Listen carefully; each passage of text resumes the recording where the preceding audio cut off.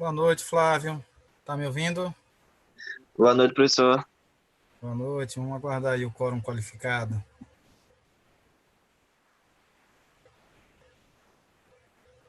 Boa noite, Carla. Boa noite, Melissa. Boa noite, professor. Você quer me deixar doida? Eu já estava sem encontrar o link. Boa noite, professor. Tava sem encontrar o link? Porque tava os vídeos na frente, né? Aí eu fui descendo. Ah, sim.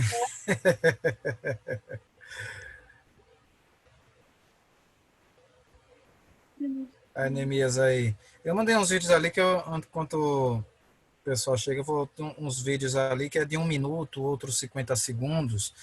Todas aquelas situações são situações reais que eu já comentei aqui em nossas explicações. Situações em que o magistrado se comportou de forma antiética e aí o advogado estava muito seguro de si e sabendo que não existe hierarquia entre juiz e promotor, fez o devido trâmite aí para fazer valer a respeitabilidade. Né? Vocês viram que não há hierarquia, mas há o dever de urbanidade, assim que a Lei 8906 fala, ou seja, respeito mútuo. E aí o advogado ele tem que estar muito seguro de si para tomar determinadas posturas para garantir aí a correção aí do processo judicial. Não, ou, em outras palavras, é não ter medo de juiz. Né? É mais um protagonista aí no processo judicial. Ok? E hoje em dia, graças a Deus, basicamente todas as audiências são gravadas. Né? Então, qualquer excesso de todas as partes será devidamente registrado. O problema é que o CNJ é formado por juízes, né? Juízes que julgam juízes. Esse é o pequeno problema, né? Que pode levar a algum corporativismo. Boa noite, Larissa. Já falei com o Neemias. Flávio está aí. Boa noite, professor. Boa noite. Aí eu vou tentar aqui compartilhar. Deixa eu ver até enquanto o pessoal chega, ver se consigo aqui compartilhar algum Me daqueles senti vídeos. excluída agora, professor. Boa noite. Oi, Anjos, qual é o seu primeiro nome? Que está aqui, Leamos. Je- É Jennifer, né? É, Sim, sim, professor. sim, sim. Certo. Jennifer Anjos, boa noite. Boa Neemias noite. está sem microfone. Tudo bem, Neemias. Você mostra o vídeo e fala em Libras. Tem problema? Tem problema não. Gente, lembrando aqui que nós vamos retomar a aula de hoje a partir do artigo 125. É só uns pontos aqui, mas antes eu vou compartilhar algum daqueles vídeos, né, que eu coloquei lá no vídeo lá. São vídeos curtos de 1 minuto para vocês virem as situações que eu já tinha falado, que aconteceram na prática, registros aí, aproveitar enquanto ainda não tirado da internet. Eu até vou baixar. Boa noite, professor. Boa noite. Boa noite. Quem foi que falou? Márcio. Márcio, boa noite. Anuncie o nome para eu não pensar que estou ouvindo vozes. Só assisti até o vídeo 3. O 4... Já viu? Já são curtos, dá para ver rápido. O vídeo 4 são quase 17 minutos. Aí eu tive Não, o que vídeo retornar. 4 você vê depois. E é muito desconfortante você ver o vídeo 4. Assim, você vê eu acho que a juíza ali não estava num bom dia. Não sei se deu em alguma coisa, né? Não sei. Pois é, porque o advogado ali do Tribunal de Júri, ele seguiu todo o rito, mas eu soube que ele foi punido, né? Nos comentários ali, até inclusive para vocês saberem o desenrolar em que deu esses casos, em alguns desses vídeos aí no comentário os internautas informam qual foi a consequência, qual foi o resultado. Pronto, aparentemente aqui não está pesado, aqui eu não vou conseguir. Depois vocês olham lá com o tempo lá, porque o computador aqui não está colaborando. São vídeos curtos, somente o quarto vídeo aqui é mais compridinho. Deixa eu tirar aqui, que senão vai ficar travando. Meu computador não é dos superpotência, não. Não é computador da NASA, não. Deixa eu... aqui, todos compartilhando para a gente seguir. Estão todos aí com a Constituição em mãos? Sim ou não? Eu tô. Não, professor. Quem não está? Eu, Carla. Carla. Ok, Carla. Então, vou compartilhar aqui o vídeo. Não vai dar, mas dá para compartilhar aqui o texto. Quem foi que estava com problema, que disse que não estava faltando um artigo, estava incompleto? Diego, seja bem-vindo. Eu creio que foi Juliane. Foi Juliane. Foi- Juliane está... Foi Juliane, não foi não? Oi, Juliane. Eu não me lembro, só estou perguntando porque me fugiu aqui.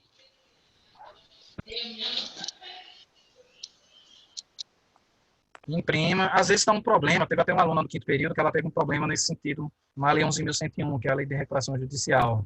E aí ela teve a impressão que estava faltando um parágrafo do artigo. Às vezes você imprime e às vezes você tem que verificar o layout da impressão. Aí ele vai engolir a posição da página ou a forma que vai imprimir, puxa tudo de uma vez e você pode perder algum parágrafo, alguma linha.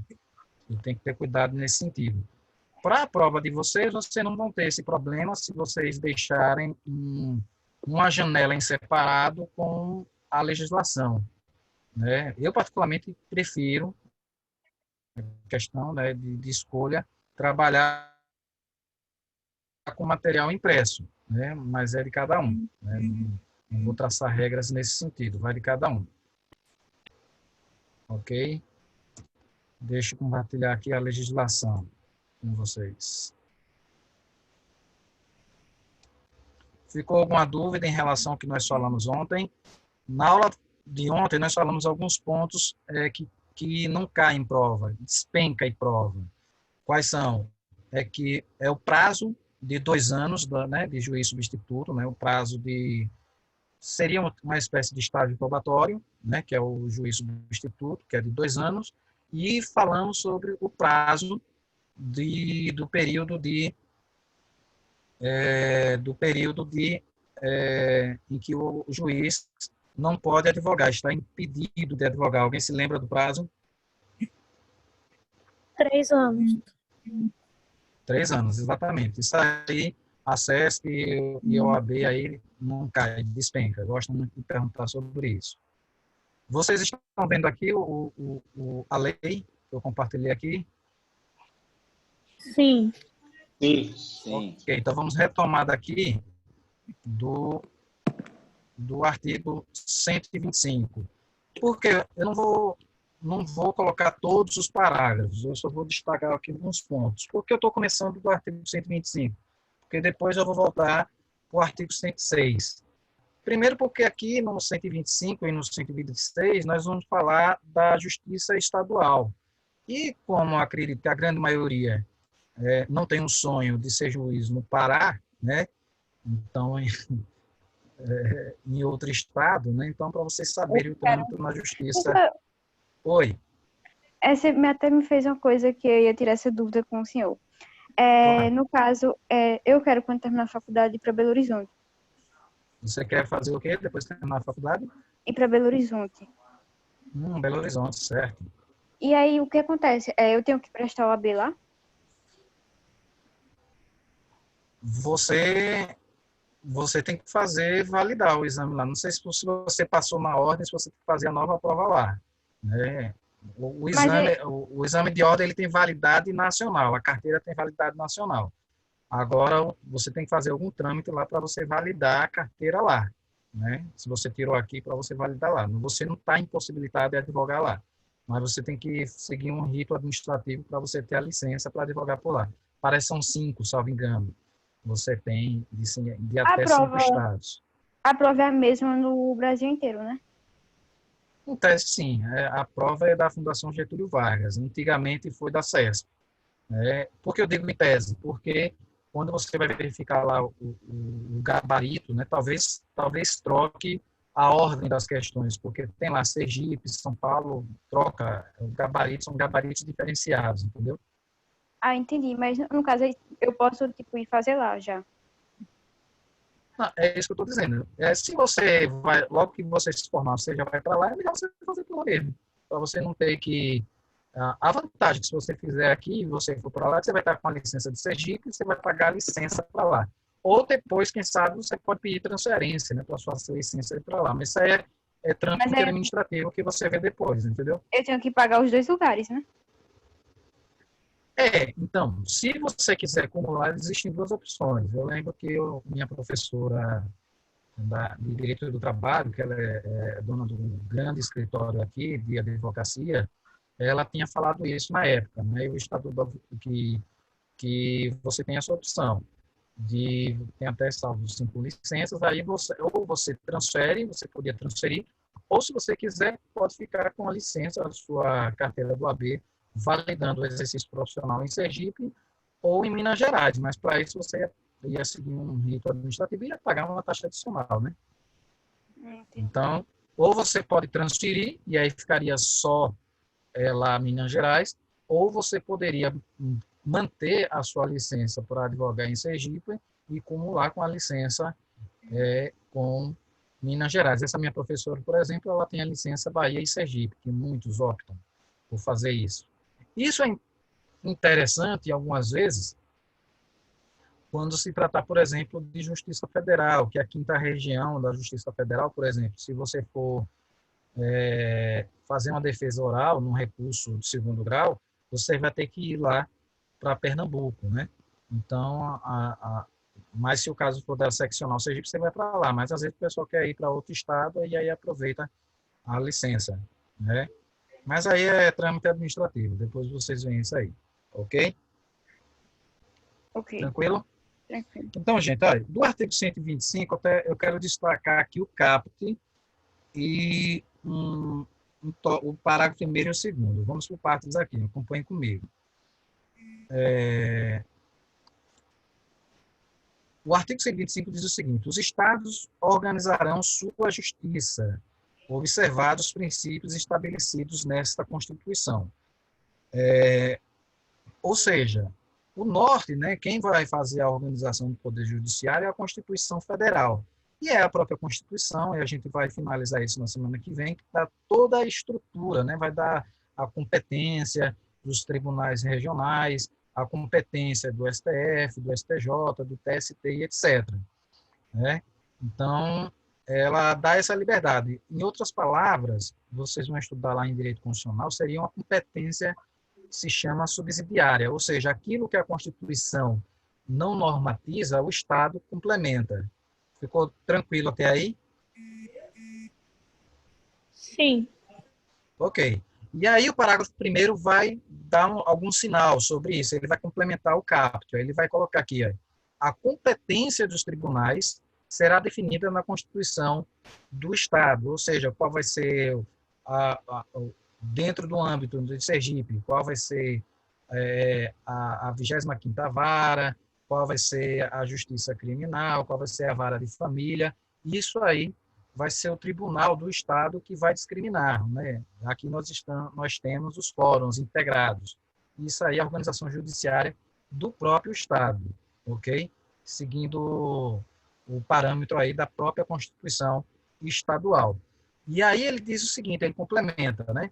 A Constituição estadual vai trazer as diretrizes gerais de competência e, entretanto, a organização judiciária será de iniciativa do Tribunal de Justiça. A organização judiciária entende essa aí, a organização aí dos fóruns integrados, entendeu?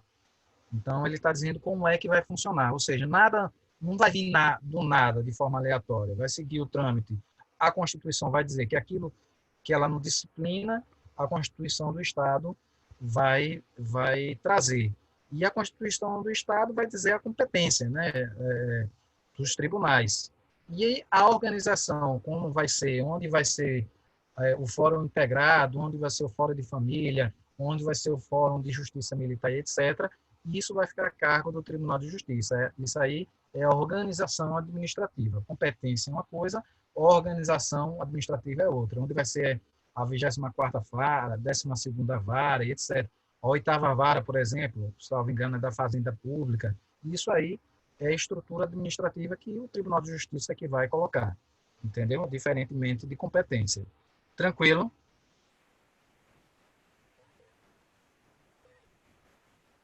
Alô, estão todos me ouvindo? Sim, professor, eu vou dar uma saidinha rapidinho aqui, porque eu vou trocar do celular para o notebook, ok? É rápido. Tranquilo. Foi Juliane, Jennifer, né, que falou, né? Não, Juliane, é rápido. Juliane, ok, tranquilo. E aqui, minha gente, o parágrafo 2º, ele complementa, né? Ele está nos dando luz aqui como é que vai funcionar a justiça estadual, né? Ele diz, aí, cabe aos estados, isso aí vocês, só estou colocando, caso vocês se deparem, para vocês lembrarem do professor de ética na prova da OAB, para vocês entenderem. Não vai ser para esse momento, mas só para vocês conhecerem. No parágrafo 2º diz o seguinte, cabe aos estados a instituição de representação de inconstitucionalidade de leis ou atos normativos estaduais ou municipais. O que ele está dizendo aqui? Vocês não vão ver isso agora, eu só estou colocando a título de conhecimento. Vamos supor que por exemplo, João Alves, eu comentei em sala de aula, ele fez uma alteração na lei tributária municipal que contraria o Código Tributário Nacional. Contraria como? O Código Tributário Nacional, ele diz que para você sofrer um processo tributário, né, uma ação de cobrança tributária, você teria que sofrer antes um processo administrativo. João Alves fez, antes de sair na calada da noite, ele fez uma alteração na lei municipal em que retirou essa exigência de um processo administrativo antes do processo tributário, né, judicializado. Né? Ele tirou essa prerrogativa. Só que essa prerrogativa, ela contraria o Código Tributário Nacional, que é uma lei ordinária, e contraria, se a gente amplificar aí o conceito, a própria Constituição, porque isso aí ele vai prejudicar a ampla defesa e o contraditório.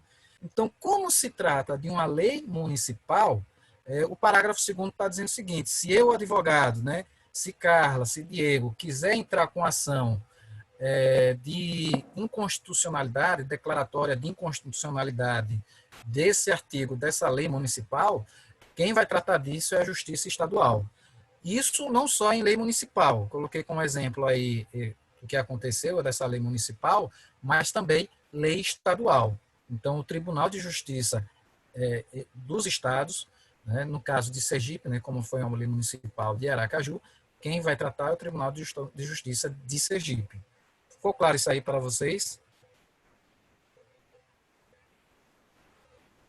Professor, mas se no caso a inconstitucionalidade for em um âmbito federal?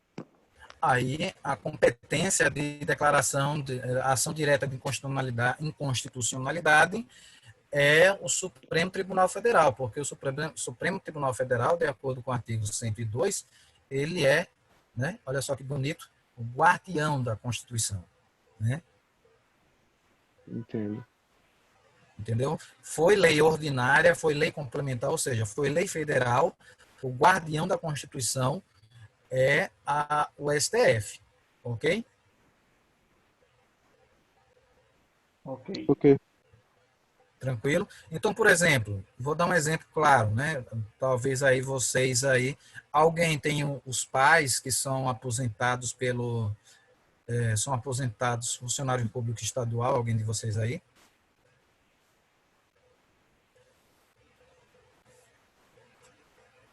Mãe. Ô, mãe. Mais tarde eu vou querer que a senhora faça miojo, viu? Eu também quero. Todo mundo quer. Meu Deus, o microfone tá ligado.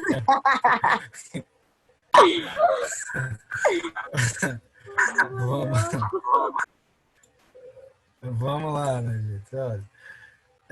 Vou repetir a pergunta. Alguém de vocês, o pai ou a mãe são aposentados, funcionários públicos aposentados do Estado? Não. Não, eu só tenho tia. Não. Mas tem algum parente, né? Certamente, né? Eu tenho meu Tem. sogro. Ele é federal. Da Caixa. Não, é estadual.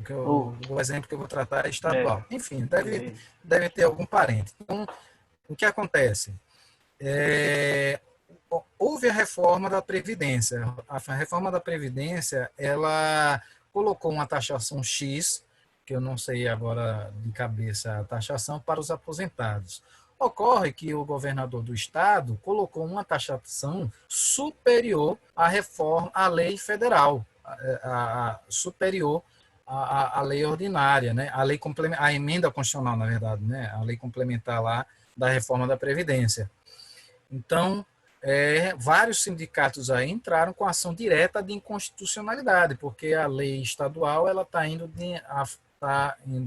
se confrontando com a lei federal, né? E com a própria Constituição, uma vez que aí estará atingindo o ato jurídico perfeito, né? Então, e vai levar ao prejuízo. Você não pode, a Constituição é cláusula pétrea, todo mundo sabe que é cláusula pétrea, né? Já ouviram falar dessa palavra bonita? Não. Esqueci, professor. Não. Cláusula pétrea, o nome vem do latim, pétrea, pedra, alicerce, de concreto. Então, cláusula pétrea são cláusulas da Constituição que não podem ser alteradas, né? São cláusulas que não podem ser alteradas, só mediante uma nova Constituição, ok? Então, e entre as cláusulas pétreas, nós temos a situação de que não se pode haver reforma à Constituição, emenda constitucional que se retire direitos, entendeu? Gravem isso aí que ao longo da vida de vocês. Lógico que temos uma situação excepcional, mas vou deixar lá, se eu for professor de constitucional de vocês, explicar uma brecha aí que o STF rasgou, né, a Constituição, né, uma brecha estapafúrdia aí, mas enfim. Mas, via de regra, as cláusulas pétreas não podem ser alteradas. Tranquilo? Tranquilo. Então, e entre as cláusulas pétreas temos a questão de, deixa eu olhar aqui, só para vocês conhecerem aqui, para vocês lembrarem do professor aqui. Estão me acompanhando aqui? Vou voltar aqui. Quem tiver com a Constituição, só para vocês lembrarem desse momento, quando vocês fizerem concurso, sempre cai essas questões de cláusulas pétreas. Cláusulas que o Congresso Nacional não pode modificar. São cláusulas imutáveis, por assim dizer. Quem tiver com a Constituição, eu estou voltando aqui, pode ir lá para o artigo 60, parágrafo 4º. Onde são quatro situações que não podem ser mudadas na Constituição, só para vocês conhecerem. Então, qualquer lei municipal, estadual, federal, que contrarie esses 4 incisos aí, será inconstitucional. Deixa eu descer aqui. Quem tiver Constituição, não vou votar não, porque meu computador está lento. Daqui que eu vá lá para o 60, parágrafo 4 e volte para o 126. Então, olha, quem está com a Constituição, veja lá no artigo 60, parágrafo 4º. Aí nós temos as cláusulas pétreas. O parágrafo 4º do artigo 60 da Constituição diz o seguinte: não será objeto de deliberação, ou seja, de votação no Congresso Nacional. Estão todos me ouvindo? Está cortando? Não? Está bem audível? Não? Tá cortando, mas tá ouvindo. Então, se eu suspender por enquanto aqui o compartilhamento.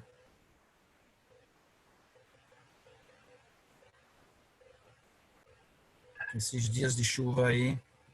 Então, acompanhe comigo. Então, parágrafo 4º, artigo 60. Né? Quem tiver com a Constituição, podem até escrever aí do lado do parágrafo 4º, cláusulas pétreas, porque não é dito, né? A doutrina que chama de cláusula pétrea. Na Constituição não tem esse termo. Ok? Então, inciso 1 do parágrafo 4º, a forma federativa de Estado, a federação. Né? Então, não se pode. Lógico que tivemos a revisão, vocês vão ver isso lá em Constitucional, o legislador constituinte, né, quando ele publicou a Constituição Federal de 1988, que foi em 5 de outubro de 1988, ele colocou o Poder Constituinte e revisou, que seria 5 anos depois da Constituinte, a haveria a revisão do texto constitucional. Inclusive, houve um plebiscito, aí os mais antigos, seus pais devem lembrar, um plebiscito da forma de governo, né? Se nós escolheríamos aí a monarquia, o parlamentarismo ou o presidencialismo. No caso, ganhou o presidencialismo. Então, a forma federativa é a forma como está organizada, né, a nossa administração, onde temos a União como ente principal e os estados federados, né, federados aí, dependentes, né, subordinados em alguns pontos aí à administração, unificados por federação. O inciso 2, voto direto, secreto, universal e periódico. Ou seja, agora perceba que, só vou dar um link aqui, que a obrigatoriedade de voto não está aqui. O que é cláusula pétrea, o que não pode ser mudado por emenda constitucional, é a questão do voto direto, né, individual, secreto e universal, homens, mulheres, analfabetos, né, para todos, e periódicos, de tempos em tempo. Então, periódico está dizendo, fazer uma eleição só e nunca mais ter eleição, não é eleição vitalícia, de tempos em tempos, né? Atualmente de 4 em 4 anos. E outra situação aqui é a separação dos poderes, né? É o sistema tripartido, né? Legislativo, executivo e judiciário. Então, não pode haver uma emenda constitucional colocando só o poder executivo, abolindo os outros poderes. Isso não pode. Em tese, outra Constituição poderia, uma nova Constituição, mas essa Constituição vigente, isso não pode ser alterado. Gente, está claro isso aí para todos ou estou muito rápido? Tá claro, professor. Melhorou o áudio agora. Porque quando eu Ok. compartilho aqui, Professor, ele fica lento. se você o artigo e o parágrafo, eu agradeço, porque eu estou anotando. Porque na minha... Certo. Aqui é só complementar, que vai servir para a vida de concurseiro de vocês. Né? Não vai ser, eu não vou cobrar isso na prova, não. Eu só estou dando complemento, porque todo concurso pergunta sobre isso aqui. Estou digitando aqui no bate-papo. Parágrafo 4º, CF.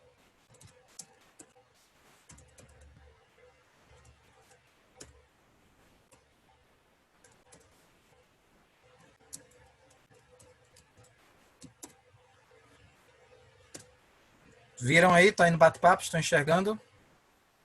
Sim, obrigada. De Anotei. nada. Tranquilo. Então, isso é a chamada cláusula pétrea. E o último item aqui, que é o que eu falei há pouco, quando vocês estiverem advogando, é o inciso 4. Olha aqui, os direitos e garantias individuais. Então, você pode fazer uma emenda constitucional, e a CESP e a FGV gostam muito de perguntar isso, fazer uma pegadinha no seguinte sentido. O Congresso Nacional fez uma emenda constitucional diminuindo o tempo de contribuição. Vocês acham que poderia haver uma emenda constitucional nesse sentido, tempo de contribuição previdenciária? Sim. Por que você acha que poderia? Porque ele se refere aos direitos e garantias, não aos deveres. Alguém complementa aí o que o Iago falou? O doutor Tiago falou aí?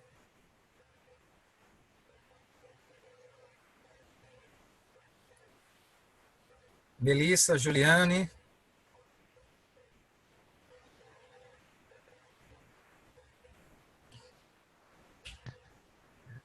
Vamos lá, chega a ouvir grilos caindo aqui, gritulando, e alfinete caindo. Gente, olha, só complementando aí o que o Iago falou. Iago está correto, só que eu complementaria no seguinte sentido. Nesse caso aí poderia, porque se você está reduzindo o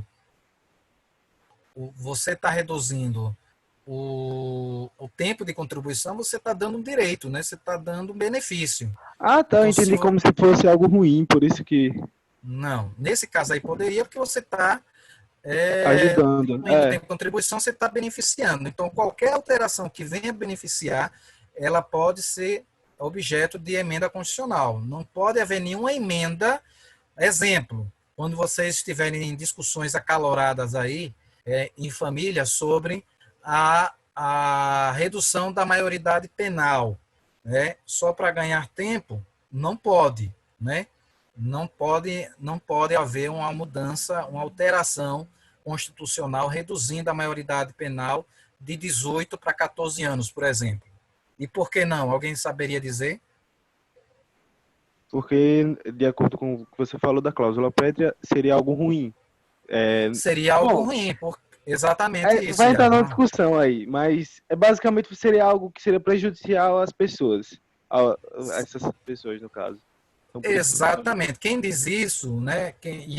Por isso que eu gosto muito dele, recomendo que vocês estudem por ele, direito constitucional, que ele aprofunda bastante, é José Afonso Silva, que é considerado a maior referência em direito constitucional, ainda vivo, tem mais de 90 anos aí, faz tempo que está no grupo de risco, né?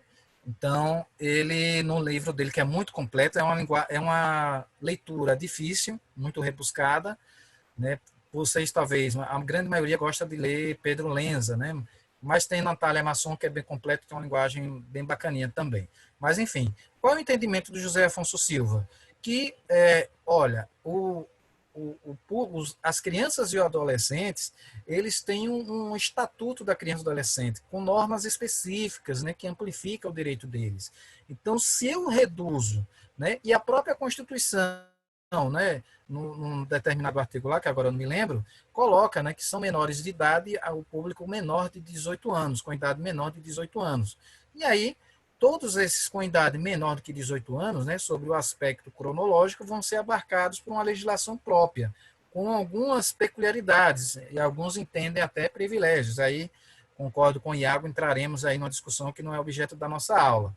Mas José Afonso entende que não seria possível, em vez por outra a gente vê em telejornais, doutores em redes sociais aí falando, né, fazer uma emenda constitucional para reduzir a maioridade penal. Só poderia, segundo o entendimento de José Afonso Silva, com a nova Constituição.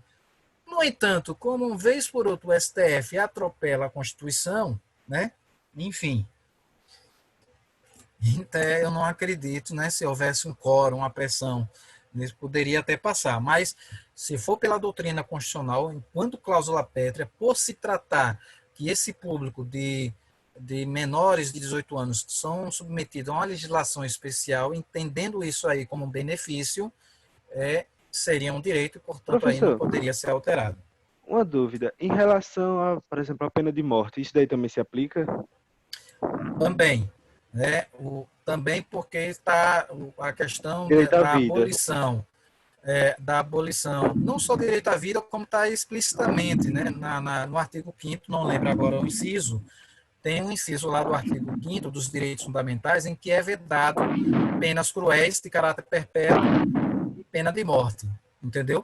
Com a exceção de crime de motim em situações de guerra, né?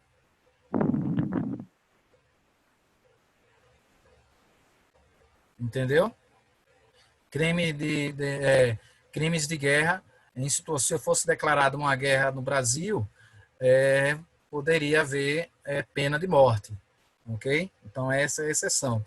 Por isso, né, aproveitando só esse link aí, já preparando vocês para os concursos da vida, se algum dia, em alguma prova de concurso, a banca, o CESP, ou a OAB disser que a Constituição Federal abole, né, proíbe, veda a pena de morte, se disser só assim, está errado, porque a exceção é situações de guerra, ok?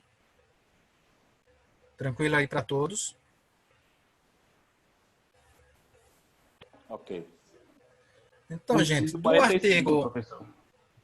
O inciso 45. Leia aí, por favor, meu querido, por favor. O inciso... Não haverá penas de morte, salvo no caso de guerra, declarado nos termos do artigo 84. Beleza, muito obrigado, meu querido, pela contribuição. Então, gente, olha, o artigo 126 é só um complemento que poucos conhecem, né, em relação à peculiaridade da justiça estadual. O artigo 126 diz o seguinte, que em situação de conflitos agrários, né, e aí está bem relacionado ao trabalho que eu desempenho na Secretaria de Segurança Pública, com mediação de conflitos agrários. O artigo 126 diz o seguinte, para dirimir conflitos fundiários, entenda-se aí agrários, o Tribunal de Justiça proporá a criação de varas especializadas. Alagoas, por exemplo, é assim. Aqui em Sergipe, não. Muito embora aqui em Sergipe tenha uma portaria, né? Na verdade, um provimento 05/2018 que trata especificamente desse tema, mas não tem uma vara específica para os temas fundiários. Mas no parágrafo único aqui do 126 tem um ponto interessante, em que é colocado o seguinte: sempre que necessário a eficiente prestação jurisdicional, o juiz far-se-á presente no local do litígio. Todo mundo entendeu isso aí?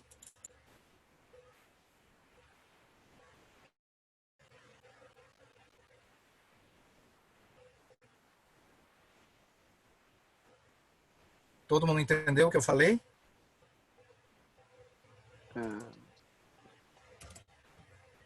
Não entendi não, professor. Também não, Ele está professor. dizendo o seguinte: isso já aconteceu na prática. Por exemplo, eu estava mediando, fazendo uma conciliação lá em Brejo.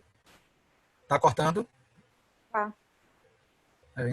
Então não dá para eu compartilhar, não. Eu fiquei preocupado com a colega que está sem a Constituição, mas aí deixa eu cancelar aqui o compartilhamento que fica cortando. Não deu. Foi Jennifer. Tentei aqui compartilhar para você, mas não deu não, viu? Me desculpa. Veja aí uma Constituição aí para você acompanhar. Foi Jennifer ou foi Juliana que está assim? Não me recordo. Então, sim, minha gente, voltando aqui, o parágrafo 126. Eu vou dizer um caso prático que aconteceu. Lá em Brejo Grande, né? Isso em meados de 2007. Eu fui lá participar da negociação, uma mediação de reintegração de postos num conjunto habitacional, mais de 100 casas lá, tinha mais de 100 casas. E como a situação estava se arrastando há anos, há mais de 5 anos, nós convidamos o magistrado queria que fosse feita de um dia para a noite, nós convidamos o magistrado para nos acompanhar até a área, para ele ver a situação em loco, ao vivo, né? Porque é justamente isso que a Constituição, no parágrafo único do artigo 126, diz, que sempre que necessário, nessas situações fundiárias, o magistrado deve se fazer presente, visitar em loco, né? Só que poucas vezes, né? Só, por exemplo, o doutor Geilton, que acho que ainda é juiz lá de Cedro, ele já nos acompanhou, o gabinete de gestão de crise, umas vezes. Doutor Salmínio, lá de Pirambu, já nos acompanhou, foi conosco até o terreno, mas é raro. Não é todo juiz que vai lá, sai do gabinete, do ar-condicionado, e vai lá, meio-dia, lá acompanhar a gente lá para fazer essa visita e sentir a questão social lá em loco, ok? E o problema aí é justamente que a Constituição ela não tornou isso obrigatório. Percebam que no parágrafo único tem uma questão interpretativa aí. Alguém consegue enxergar, não?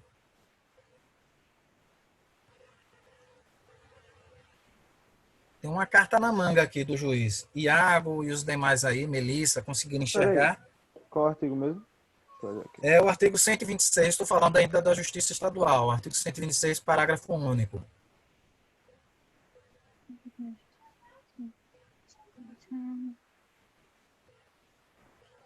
Amém, Melissa. Melissa estava falando baixo aí, cochichando aí, parece que não está rezando. Eu tava lendo. Eu sei, minha querida. Vamos trabalhar a interpretação de texto aí. Vocês viram aí uma carta na manga do juiz aí, que não é obrigatório, que não torna isso obrigatório, que é uma faculdade, e não está dito com essas palavras. Ele fala sempre palavras. que necessário, ele não fala todas as vezes. E quem é que vai julgar se é necessário ou não? O próprio juiz. Então, né? Era essa? É exatamente isso. Pô, né? eu tô feliz. Primeira vez que eu acertei a interpretação. Muito bem. Vamos, vez por outra aí, trabalhar a interpretação de texto. Então, olha aí. É o constituinte disso. Sempre que necessário. Quem vai julgar se vai ser necessário ele sair do gabinete ou não? Ele mesmo. Olha, que legal. Acredito. Como é, Melissa? Não acredito nisso. Pois é, né? Não acredito que tô vendo isso. Pois é, está na lei, na Agora sim, Constituição. agora é para isso que existe os agentes de proteção também, né? Justamente são os órgãos do judiciário na sociedade, né? Ele pode acionar os agentes nesse caso.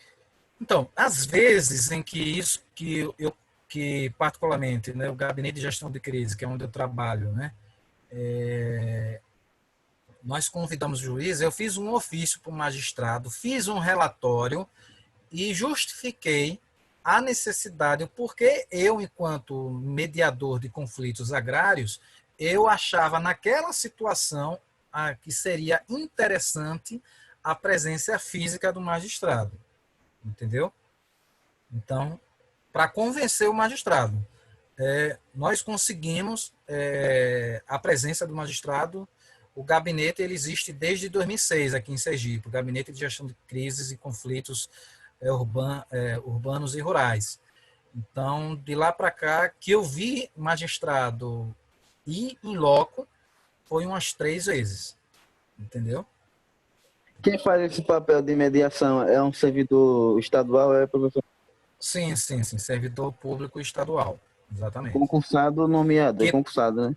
Concursado que tem a especialização, particularmente eu tenho a especialização em conciliação e arbitragem e mediação de conflitos agrários e também tenho especialização em mediação de conflitos urbanos. E gestão de crises envolvendo reféns. Também eu tenho especialização nesse sentido. Estourado. Parabéns. Não, mas quando a mulher está naqueles dias, eu não discuto, não. Eu não faço mediação, eu digo amém e acabou. Não existe negociação nesse caso. Ele fala aqui, a eficiente prestação judicial. Eu acho que quem escreveu a Constituição foi um juiz. Porque ele faz questão de dizer que é eficiente. Eu vou provar isso que você falou por A mais B, Iago. Na verdade, não foi um juiz, mas você tem que entender que o lobby dos juízes é forte, né? A questão é essa, né? Isso é um ponto interessante aqui. Aqui a Constituição, ela proíbe lá no artigo 37 a questão do teto, né? Ela impossibilita que haja que as pessoas tenham, que o funcionário público receba mais do que o ministro, etc. Cadê aqui? No entanto, é o inciso 11, salvo engano. Inciso... Aqui, o inciso 1 quem tiver com a Constituição, por curiosidade, só para fundamentar essa observação do Iago, você veja o que é lobby, né? A Constituição não foi feita por juízes, mas os juízes sempre tiveram sua influência. Então, percebam, o artigo 37, inciso 11, diz o seguinte, que a remuneração e o subsídio dos ocupantes de cargos, funções e empregos públicos da administração direta, autárquica e fundacional dos membros de qualquer dos poderes da União, dos estados, do Distrito Federal e dos municípios, tal, não pode, né, e outra espécie de remuneratório, ou de qualquer, não poderão exceder o subsídio mensal em espécie do ministro do Supremo Tribunal, do Supremo Tribunal Federal e por aí vai. Ele é o teto, né, do funcionalismo público, né, não pode ultrapassar. Isso diz o inciso 1, como regra geral. Mas, quando você vai olhar lá no parágrafo primeiro, né, também do artigo 37, tem o seguinte: não serão computadas para efeito dos limites remuneratórios de que trata o inciso 1 as parcelas de caráter indenizatório. Ou seja, os desembargadores ou juízes que fazem sessão extra, etc., não vai entrar no teto, vai passar do teto. Aí é laje, né? É o puxadinho da laje. Professor, esse 37 de qual? De quê? Da Constituição, artigo 37, inciso 1. Oxe, o meu tá errado nesse negócio. Inciso 11, né? Artigo 37, inciso 11. O meu tá errado, então. É 137, né? Não, é artigo 37, Ah, 37, tá. Oh, que susto. artigo 37. Gente, vocês, outra dica aí que eu vou dar para a vida do concurseiro de vocês. O artigo, assim como o artigo 5º, todo concurseiro deve saber os 78 incisos, né? Pelo menos não decorar, mas saber do que se trata ou onde buscar informação. Aqui, se você vai pleitear alguma vaga pública, você tem que saber a organização administrativa, né, as exigências, né, do artigo 37, né, que são as diretrizes gerais que todos, tanto a União, os estados e os municípios, devem seguir. Então, o que diz aqui? O inciso 11, coloca o teto constitucional, né, que não pode passar os vencimentos dos funcionários públicos, não pode ultrapassar o salário do ministro, mas aí lá no parágrafo 1º tem a exceção da exceção, que é verbas de caráter indenizatório, pode ultrapassar. Aí onde é que eles colocam auxílio moradia, auxílio daquilo e do outro, e por isso que nós temos desembargadores aí faturando uma besteirinha de R$100.000. Tem desembargador de Sergipe que no final do mês já tirou R$150.000, né? E foi capa do jornal Se Informa, inclusive, né? Só, professor? Oi? Só? Só Nossa, muito pouco. Pois é, o bichinho dá para comprar pão. Menos que um salário mínimo, Jesus. Pois é. Hora extra, auxílio moradia, auxílio alimentação e etc. O bichinho. Então, Não, gente, só olha, diz até que... daqui do... Oi. Pronto, é sobre essa questão que você falou. Que aí Iago falou, né? Que quem organiza parece que é um juiz. O fato é que são os deputados, né? Que fizeram. Mas os juízes julgam os deputados, né? É uma troca de favor, né? Acaba sendo. E aí o cara tem de pagar os direitos, o estudo dos filhos até maior de idade fora do país, com dinheiro público. É uma justiça injusta da poxa, viu? Não deu nem para falar isso. Eu concordo com você, Lucas, né? Nós tivemos problemas em relação a isso agora no Senado, em que alguns réus, né, você não pode submeter réus julgando, por exemplo, se fosse julgado o impeachment de Gilmar Mendes. Para você votar uma questão como essa, que vai interferir nos ministros do STF, aqueles que são réus deveriam estar impossibilitados de votar. Infelizmente, a Constituição não traz esse impedimento, né? Isso aí seria uma questão de regimento interno, uma questão ética. Caberia aí o presidente Davi Alcolumbre fazer alguma coisa nesse sentido, que não vai fazer, né? Então, a votação fica comprometida, né? Pode entrar nessa questão também aquele caso, por exemplo, ninguém é considerado culpado até que se prova o contrário. Ninguém é culpado até que se prova o contrário. Sim, mas aí tem uma outra discussão interpretativa aí, né? Isso aí, que distorceram, porque é o princípio da presunção de inocência. O princípio da presunção de inocência, que aí é o que legitimou a questão da segunda instância, a questão temos o seguinte: ok, né, a presunção de inocência, ninguém pode ser considerado culpado até que se prove culpado, ao contrário, presunção de inocência. Só que o texto constitucional não fala, ninguém pode deixar de ser preso, porque a fase probatória é o juiz de primeira instância, a segunda instância não vai apreciar provas, né? O que vai se apreciar na segunda instância vai ser não vai ser o mérito, vai ser alguma falha processual, alguma coisa assim. A questão probatória é na primeira instância. Então, toda a ampla defesa contraditório do réu é apresentado com o juiz de primeira instância. Se lá já na segunda instância, né, que foi o caso, né, foi referendado em alguns casos, não tem por que a pessoa não ser presa, não. Até porque nos Estados Unidos e outros países por aí, a pessoa já é presa logo na primeira instância. Então, aí você sabe, mas o texto constitucional não proíbe a prisão, mas também não permite. Aí entra em choque a questão administrativa, né, do estrito dever legal, que o direito administrativo o princípio da legalidade do direito administrativo é diferente do direito civil da iniciativa privada. Se, por um lado, na iniciativa privada, aquilo que é proibido não é proibido, é permitido, no direito administrativo, se não houver previsão legal, não pode fazer. Você só pode fazer aquilo que a lei permite. Aí é uma discussão ampla, e a doutrina tanto é que a votação no STF foi apertada para ver isso aí. E lógico que ninguém aqui é menino, vários interesses aí envolvidos, né? Ok, minha gente? Então, olha, vamos aqui para adentrar sobre a justiça estadual. Ficou claro isso aí para todo mundo? Quem vai fazer a organização? Ok. O que é que vocês precisam saber disso daqui? Quem vai traçar a competência da justiça estadual é a Constituição Estadual. E quem vai traçar a organização judiciária é o Tribunal de Justiça. Basta isso aí que vocês saibam. Não vou cobrar nada mais, nada menos do que isso. Ok? Além do mais, vocês vão fazer a prova com consulta.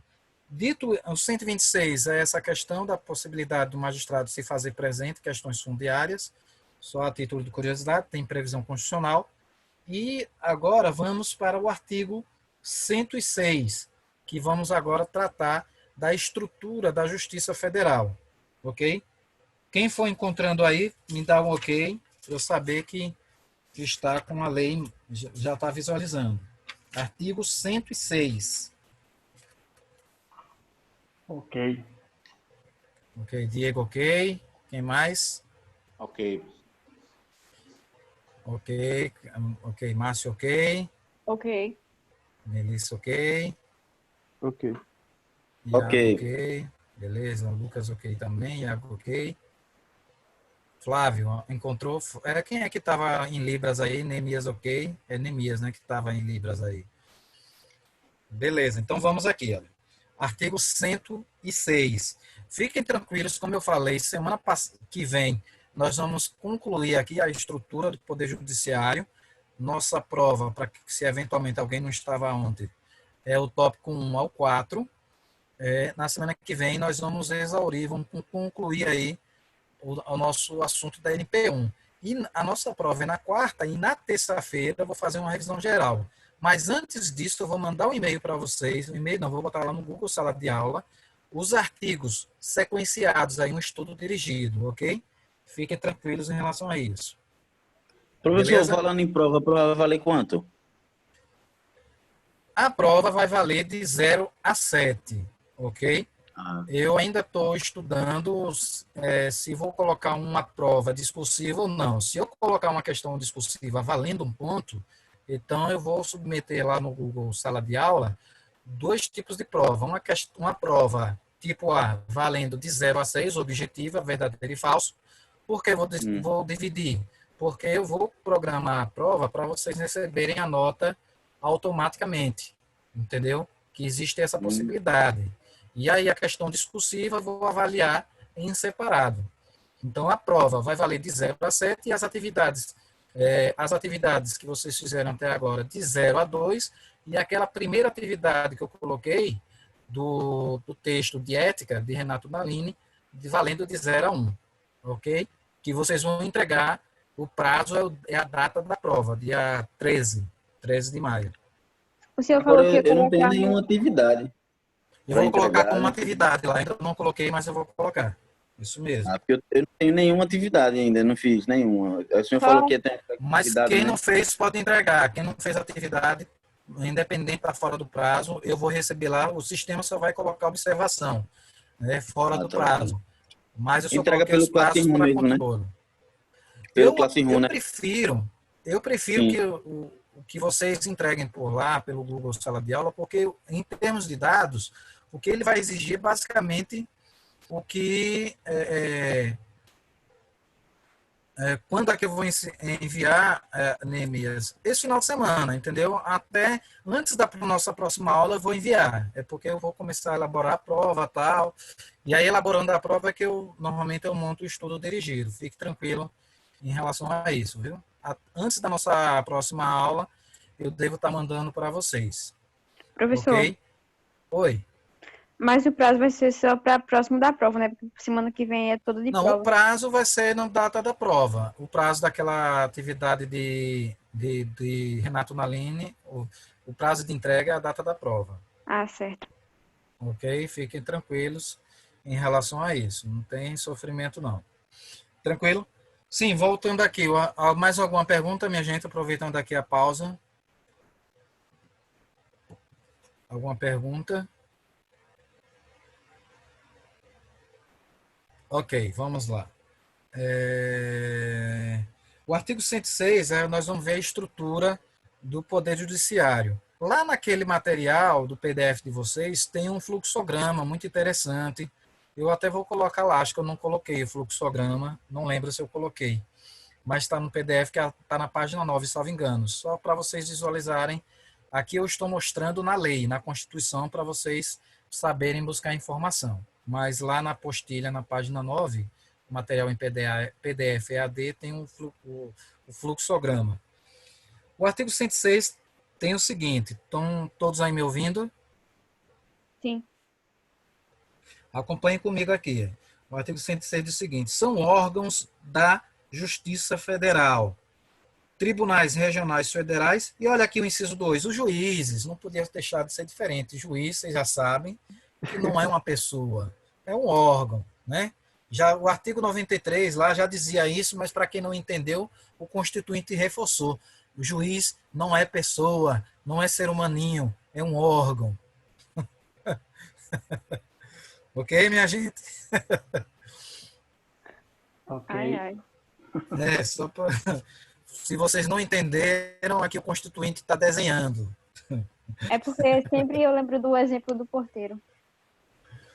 Pois é. Quem não está lembrado aí do que Melissa está falando, tem um caso que está no Google, depois vocês pesquisam lá.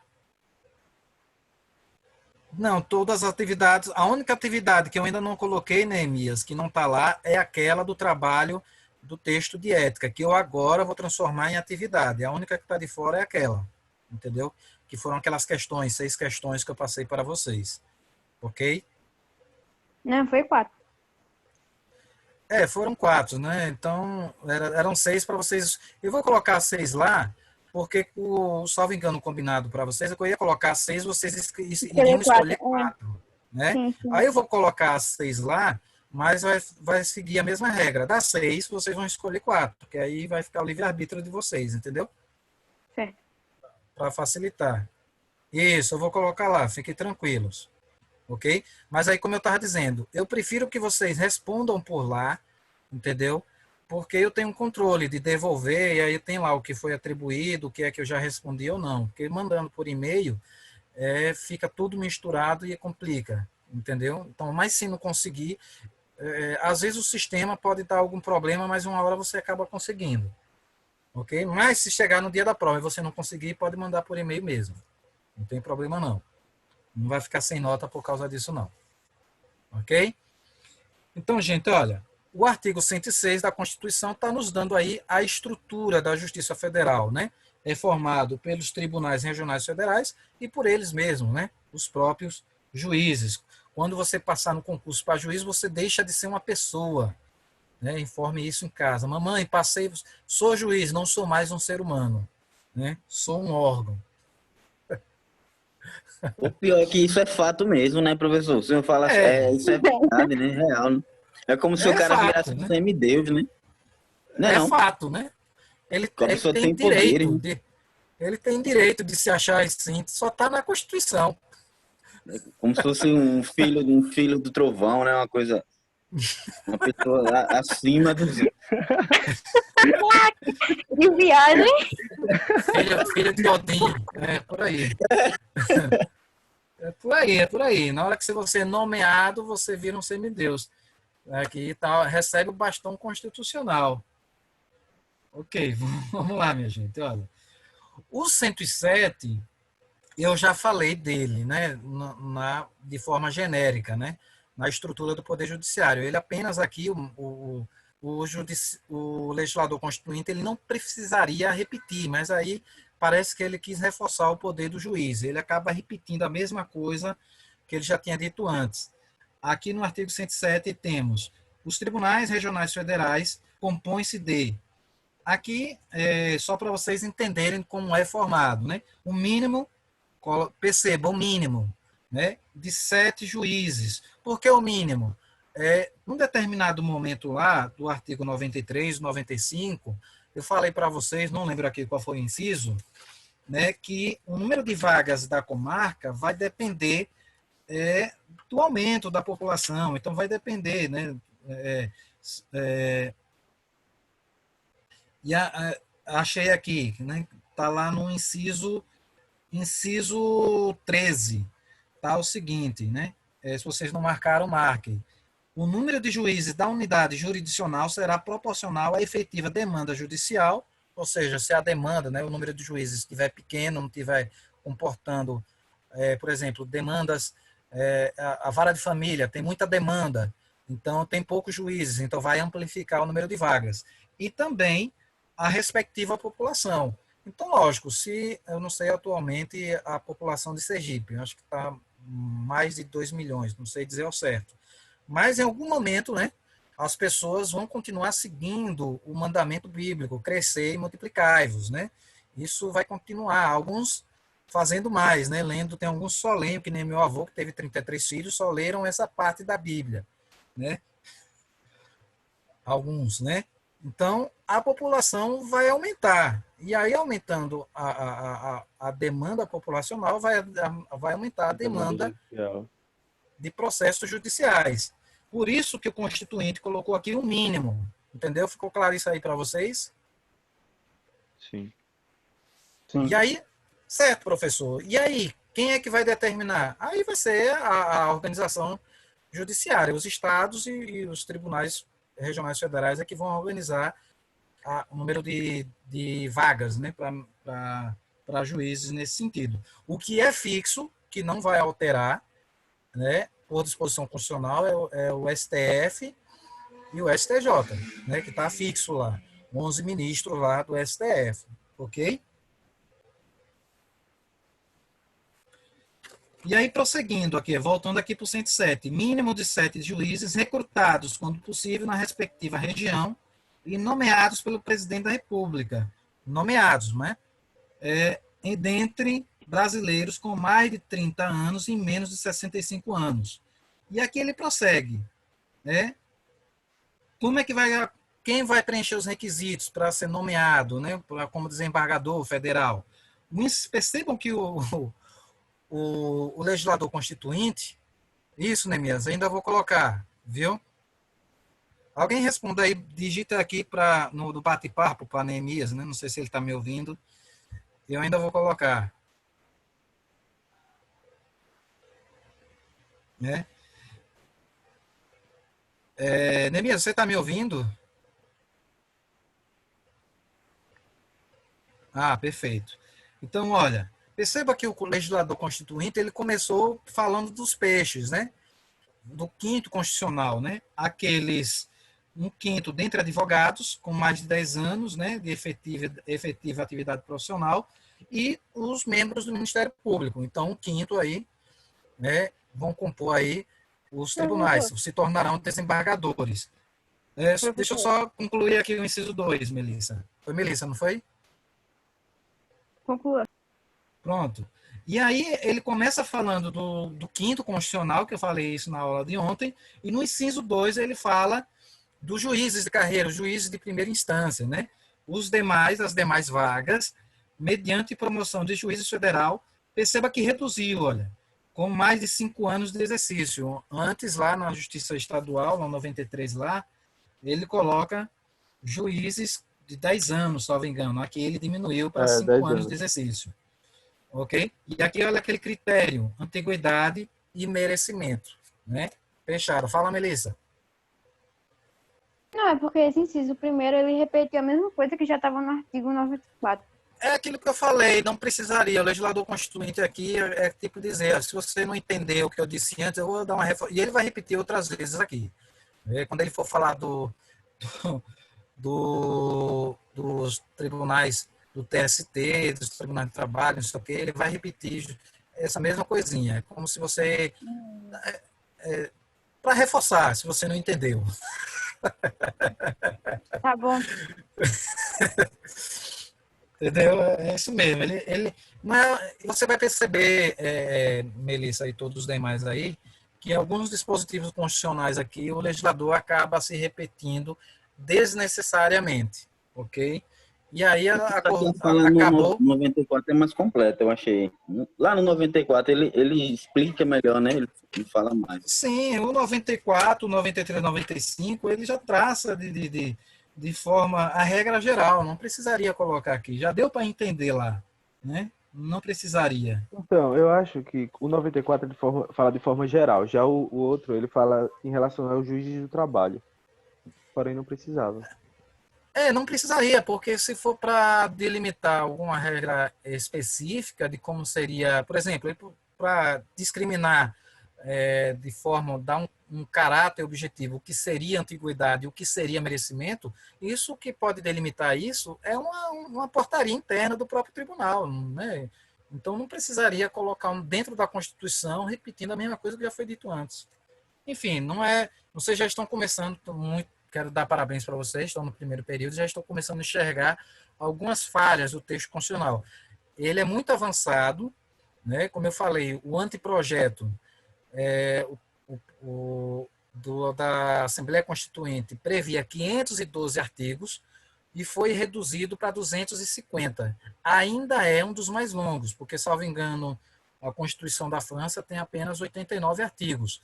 A Constituição americana tem 21 artigos, salvo engano. Originalmente tinha 10 artigos, ou eram de 7 a 10 artigos.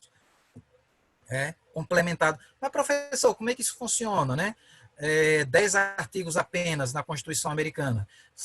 São 10 artigos, digamos assim, basilares, né? Principais. O restante são leis consuetudinárias, né? Os costumes, leis ordinárias complementando, né, jurisprudências, etc., que vai complementando, entendeu? Mas lá em Direito Constitucional, se eu for professor de vocês, vou falar sobre isso, dá para a gente entender o porquê disso. Tem até um livro disponível gratuitamente, eu vou até colocar, tem um site muito bacana que você baixa livros na internet, chamado Lê Livros. E lá tem um livro chamado A História das Constituições do Brasil. Muito bacana. E dá para a gente entender o porquê o Constituinte ele foi tão detalhista, tornando a Constituição Federal uma das mais longas do mundo.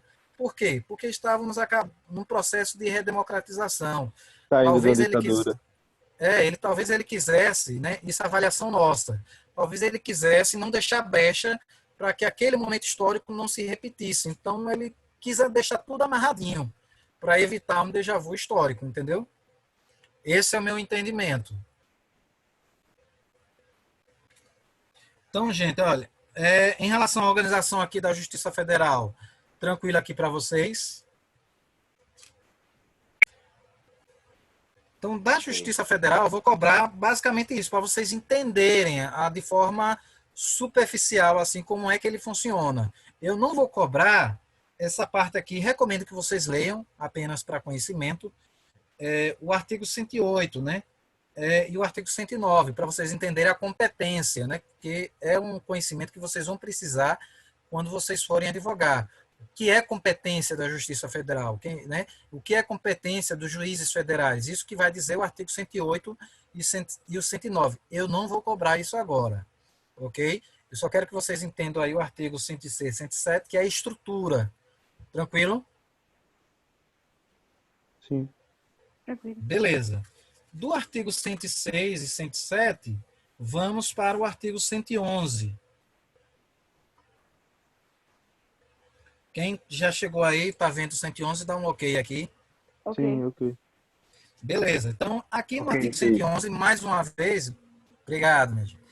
Mais uma vez aqui no artigo 111, eu só vou falar aqui da estrutura, né? Eu não vou esmiuçar, né? Isso aí vai ficar para NP2, que eu vou esmiuçar de forma mais detalhada. Aqui eu só quero que vocês enxerguem a estrutura.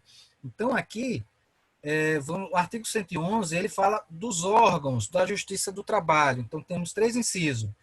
São órgãos da Justiça do Trabalho. Lembrem-se que, como a gente tinha visto lá, salvo engano, foi no artigo... Deixa eu ver aqui, acho que foi no 95, meu Deus, não. Foi no artigo 92, que a Justiça do Trabalho não existia no texto original. Lembram-se disso? Foi emenda constitucional. E o CNJ também não existia. Lembram-se disso que eu falei? Chamei a atenção sobre isso? Como é, professor? Foi no 92.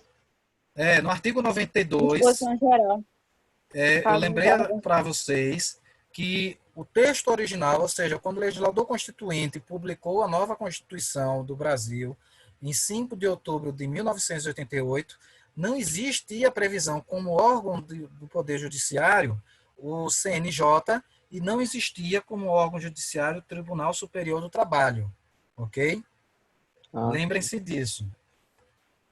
Então, vamos lá. O artigo 111, temos o seguinte: são órgãos da Justiça do Trabalho. O Tribunal Superior do Trabalho, inciso 1, os Tribunais Regionais do Trabalho, e olha aí de novo, para quem não entendeu, os juízes do trabalho também não são pessoas, são órgãos. Viu, Melissa? Se você não entendeu, viu? Rapaz, sem fala o ego mesmo. Só para, como disse aí, acho que foi Iago, né? Filho de Odin. São Não, semideuses. não. Mas dei risada. Tem no Rio, né, velho? Enfim. Vamos lá.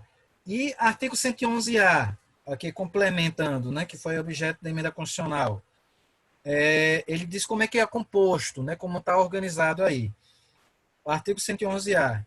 O tribunal, vou finalizar aqui com a Justiça do Trabalho. Na terça-feira e na quarta eu finalizo aqui com a Justiça do Trabalho. Já vou dizer os artigos para vocês darem uma lida e tirarem as dúvidas na semana que vem. Artigo 111-A. O Tribunal Superior do Trabalho compor-se-á de 27 ministros, escolhidos dentre brasileiros com mais de 35 anos. Percebam que para ser ministro, a idade de 35 anos é uma praxe, né? Mais de 35 anos e menos de 65 anos. E olha aqui, notável saber jurídico e reputação ilibada, nomeados pelo presidente da República após aprovação pela maioria absoluta do Senado Federal. Aqui tem uma pequena mudança aqui no rito, né? Por isso que há a necessidade para ser ministro do STF e aqui também da sabatina, né, do Senado Federal. Aqui mais adiante, o inciso 1, ele repete a questão do 5º constitucional, que eu não vou reler, basicamente a mesma coisa. E tem uma pequena mudança aqui no inciso 2. Quero ver se o olhar de vocês, o olho de vocês está atento. Tem uma coisa que não acontece nas situações anteriores, que não aconteceu nas situações anteriores. Vejam aqui comigo, quero ver se vocês percebem. Desafio aí que eu vou lançar para vocês. As demais vagas, fora do 5º constitucional, dentre juízes do trabalho, dos tribunais regionais do trabalho, oriundos da magistratura de carreira, indicados pelo próprio Tribunal Superior. Viram uma pequena mudança aqui? Oriundos de magia. Perceberam uma pequena diferença aqui em relação os outros tribunais? Que escolhe são entre eles mesmos, eles escolhem os nomes. Isso. Foi o Lucas, não foi que falou, não foi? Isso mesmo, Lucas. É o clubinho, né? Eles mesmos que escolhem. E perceba que aqui, não sei se foi esquecimento, aí vou deixar o julgamento de vocês, não se colocou o critério de merecimento e antiguidade. Ele deixou taxativamente. Quem escolhe é a gente, acabou-se. É assim. É assim, pronto. Viu, Melissa? Como se... No caso, o presidente não tem poder para derrubar essa decisão, não, né? Até porque o STF está acima do presidente, né? Ou não? É porque os poderes são harmônicos em tese, né? É o que diz a Constituição. Eu sempre leio isso para minha filha antes de dormir. Eu sempre conto essa historinha. Era para Os ser, né? poderes são... ela dorme, que é uma beleza.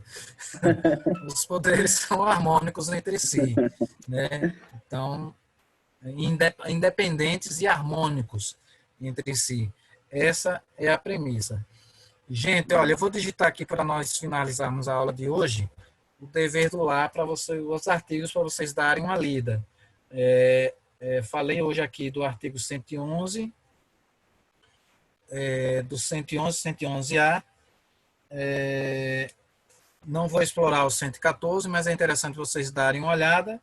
Mas para a semana que vem, eu vou digitar aqui, recomendo que vocês leiam o artigo 118, o 119,